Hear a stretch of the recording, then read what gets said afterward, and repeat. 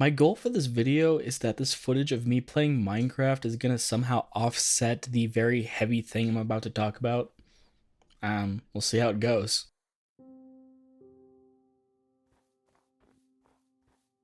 I like wallowing in despair.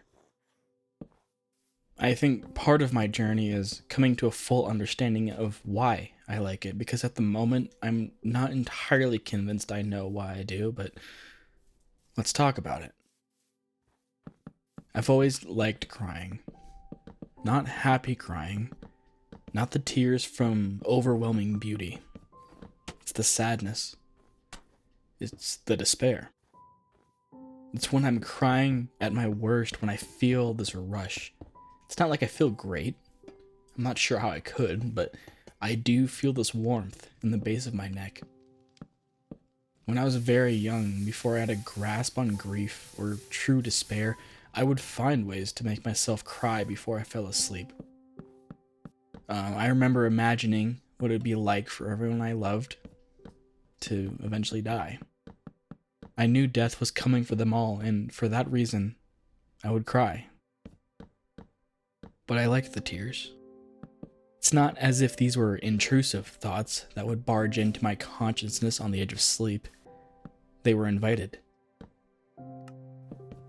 And as my teen years came and self-consciousness dug its way into my mind, I found a new way to relish in the darkness. You see, instead of going to an external source, I found that my own mind was an endless well of ridicule and hatred. I could call myself names endlessly. I could mercilessly present every example of my worthlessness. I could hate myself. And I'm still not quite sure how to describe the feeling that is at once intense self-loathing, but also relief. Like, imagine taking painkillers to provide relief to a painful headache, but then you'll also have to imagine that when the relief finally comes around, the pain persists. John Green once said, "If you look around seeking justification for despair, you will find it." And this world makes it so easy to find those justifications and add them on top of how I feel about myself. And despair continues to call me. I want it. It's like an addiction. For a lack of a better term, it feels good, if for a moment. Despair is an enticing temptress. But I know I can't keep going back, because as much as I fool around with despair, I am also in love with hope. And that's the story of our faith, Jer. Because since the fall, despair has been the antagonist in the story of humanity. But our hope has been our savior.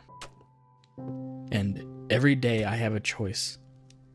I can give in to the hopelessness, or I can hold on to the rock of hope.